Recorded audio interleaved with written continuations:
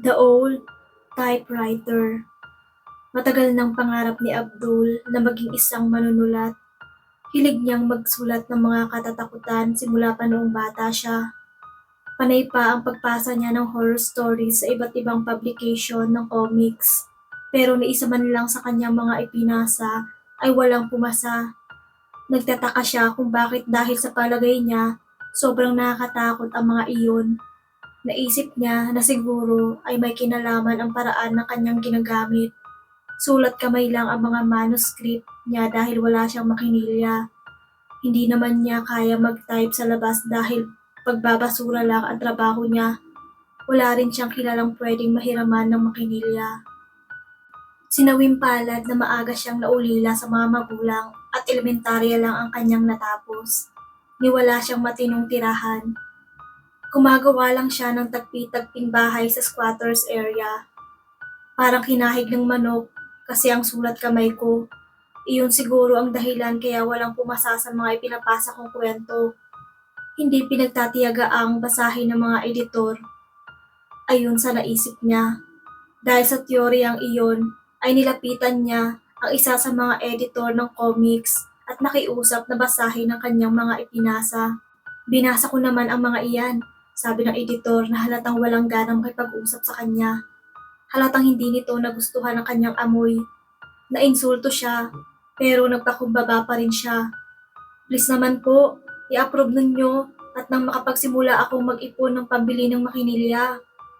Honestly, iho, sabi ng editor na kumakamot pa ng panot na ulo.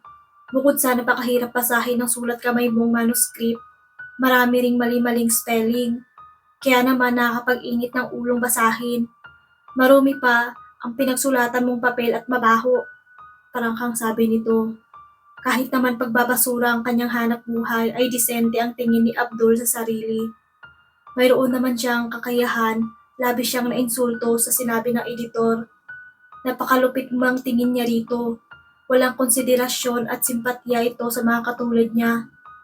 Igugol mo na lang ang buong panahon mo sa pagbabasura, iho. Magkakapera ka pa, dagdag pa nito. Sobrang sama ng loob niya. Hindi niya itinatago at ikinakahiya ang pagiging basurero. Dahil legal at marangal na trabaho iyon. Sinasabi niya sa lahat na nagtatanong ang uri ng kanyang hanap buhay nang may pagmamalaki sa boses. Ang katuwiran niya ay nakakatulong pa sa bayan ng kanyang trabaho. Kaya hindi niya akalaing harap-harapan siyang mamamaliitin ng editor.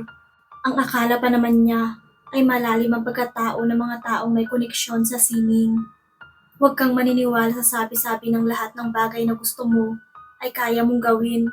Pahabol pa ng editor na magpaalam siya. Sobra talagang makaapak ng kapwa ang editor na iyon, sabi niya nang lumabas ng publication. Pero nagkamali ang editor kung inaakala nitong sumusuko siya dahil hindi siya ganun.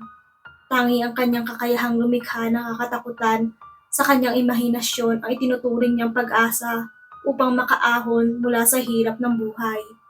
Hindi siya titigil sa pagsusulat. Ganoon na nga ang ginawa ni Abdul. Tuloy-tuloy pa rin siya sa pagsusulat hanggang sa isang araw ay nakapulot siya ng lumang makinilya. May kulang ng letra iyon pero gumagana pa rin. F lang naman ang letrang wala sa makinilya kaya hindi niya pinoproblema iyon.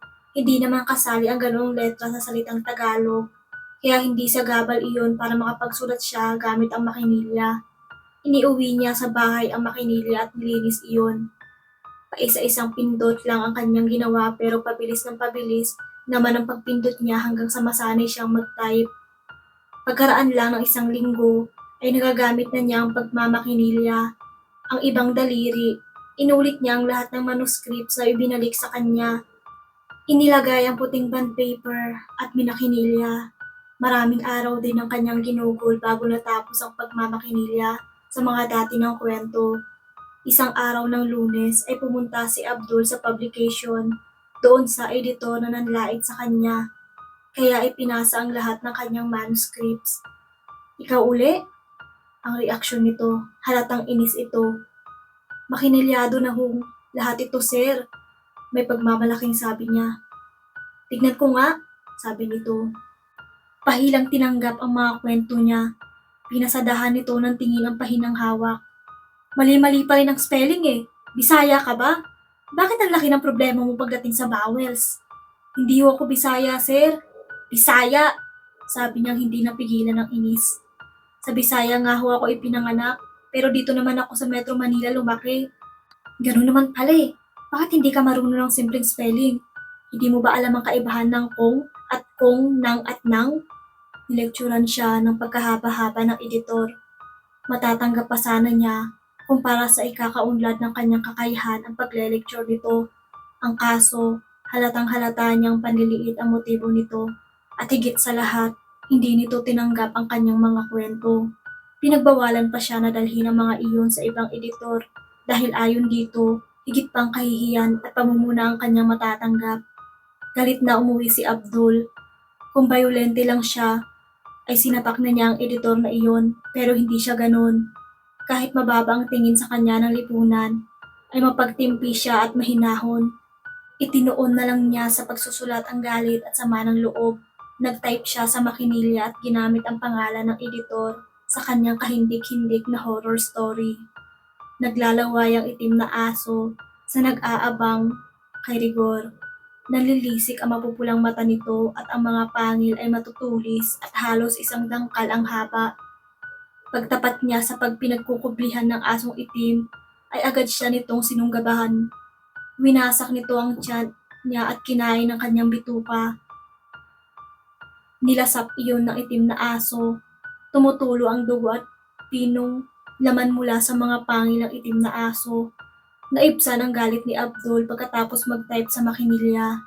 Kinabukasan ay nagpunta siya sa ibang editor. Papasok pa lang siya sa pinto ng opisina nito ay dinig na niya ang pag-uusap nito ng isang horror writer. Idi ikaw na ngayon ang hahawak sa comics na hawak ni Rigor, Danny, sabi ng writer na kilala niya sa pangalang Ed. Pansamantala lang habang wala pang nahanap na kapalit niya, sabi ng editor. Natigil ang pag-uusap ng dalawa nang mapansin siya ng mga ito. Nagbigay galang siya at bahagyang nagyuko ng ulo. Magpapasa ho ako ng kwento, malumanay na sabi niya. Hindi binago ni Abdul ang mga kwentong minakinilya. Hindi big deal para sa kanya kung may problema siya sa vowels. Ang katuwiran niya ay may editor naman. Trabaho ng mga itong ayusin ang mga aprobadong kwento bago i-publish ang mga iyon. Tinanggap ng editor ang makapal na folder na iniabot niya pero hindi iyon tinignan. Sa halip ay pinasok iyon sa harap ng drawer. Ano nga pala ang pangalan mo, iho? Tanong ng editor na mukhang mahinahon. Abdul po. Rodriguez ang apelyido ko. Matagal ka nang nagsusulat? Saan ka unang nagpasa at anong pen name mo? Matagal na ho akong nagsusulat pero wala pang aprobado si Sir Rigor. Siya po ang pinapasahan ko ng mga kwento. Speaking of him, alam mo bang pinatay siya kagabi?